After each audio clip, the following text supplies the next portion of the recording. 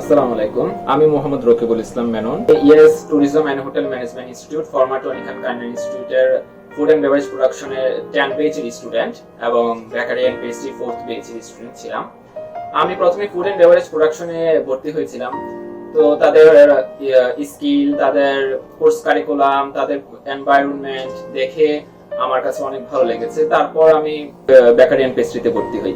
তো আমি সাকসেসফুলি দুটোটা করতে পেরেছি এবং করার পর যে যে নলেজ বা স্কিল গুলো দরকার একজন শেফ হওয়ার জন্য, বেসিক হোক আর ইন্টারমিডিয়েট হোক, অর্থাৎ যে প্রধান যেই স্কিলটা দরকার সেগুলো এখান থেকে শিখতে পেরেছি। তারপর আমার এখান থেকে দুইটা জায়গায় ইন্টার্নশিপ করার সুযোগ হয়েছে প্রফেশনালি। একটা হচ্ছে California fried chicken and pastry শপের ফ্যাক্টরিতে ফর বেকারি এন্ড পেস্ট্রি, আর ফুড এন্ড বেভারেজ প্রোডাকশনের জন্য আমি Radisson Blu Water Garden Dhaka internship করেছিলাম।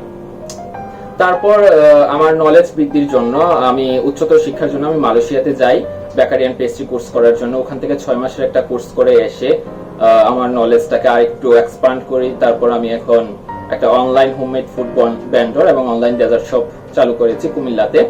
এখন আলহামদুলিল্লাহ আমি খুব ভালো বিজনেস করতেছি। তবে প্রধানত হচ্ছে যেই স্কিলগুলো বা যেই নলেজগুলো দরকার, strongly I have got this institute এবং I have liked this institute. If you want to come, you can. You are welcome. This is so friendly environment.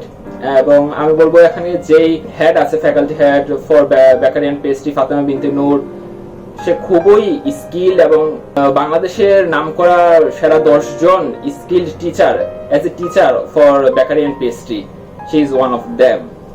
এবং ফুড এন্ড বেভারেজের কোর্স কারিকুলাম গুলো আমরা যেগুলো পেয়েছি, এখন এসে যেগুলো দেখলাম সেগুলো আরো আপডেট।